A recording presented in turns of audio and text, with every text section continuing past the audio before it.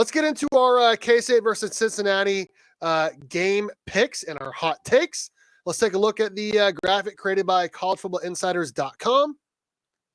It has K-State winning essentially 66% of the time with a projected score of 30-25, essentially a 5-point spread, even though K-State is favored by 8 to 8.5.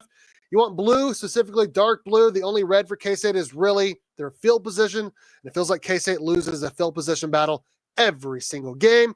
Very frustrating. Kenny, you and I were kind of asked this last night on Go PowerCat, but what is your score prediction for K-State Cincinnati, 7 p.m. Bill Snyder Family Stadium? Yeah, I mean, my score prediction last night when I was on Go PowerCat was 35-24. I think that's pretty solid. I think K-State is more than capable of getting 5 touchdowns. And I think that they can hold.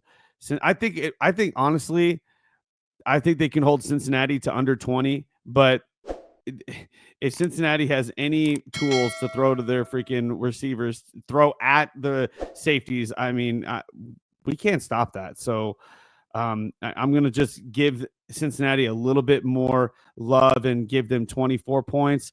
But K-State has the capabilities of making it less than 20, and they ought to. But it all matters on how they come out. You know, if they come out flat, then it ain't going to be under 20. I'll tell you that.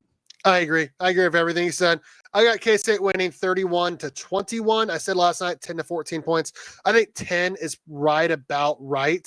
If K-State comes out flat, I could see them losing this game, though. I'm not going to lie. K-State's been really bad in the last month, like we've said. So hopefully K-State comes out with some fire. I saw some fire from Chris Kleiman this week for the first time in a month.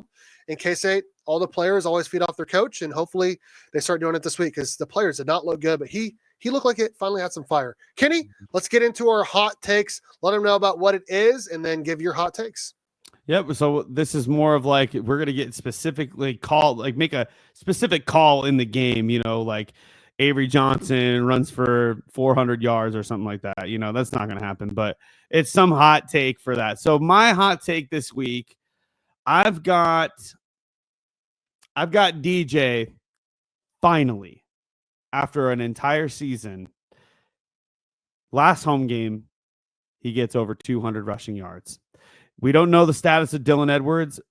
If Dylan is not able to play, and look, he was already not getting many touches as is, and if he's already hurt, or if he is able to play but he's not 100%, he'll maybe play a couple snaps here and there. I think DJ is going to take the brunt of the load there, and I think DJ could probably finally get over 200 yards a game on the ground.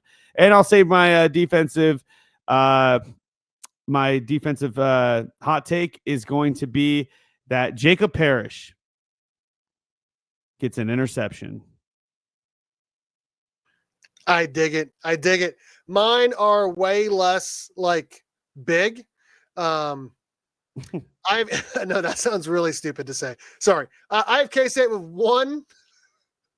one or zero turnovers on offense. That's it.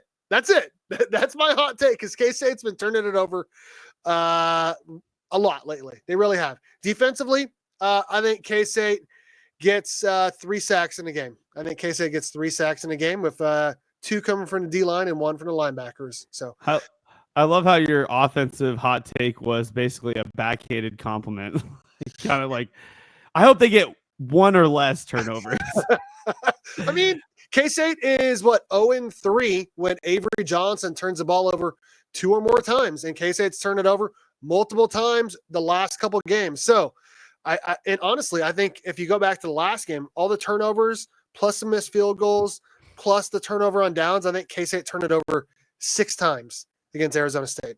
So that cannot happen. That cannot happen. I agree.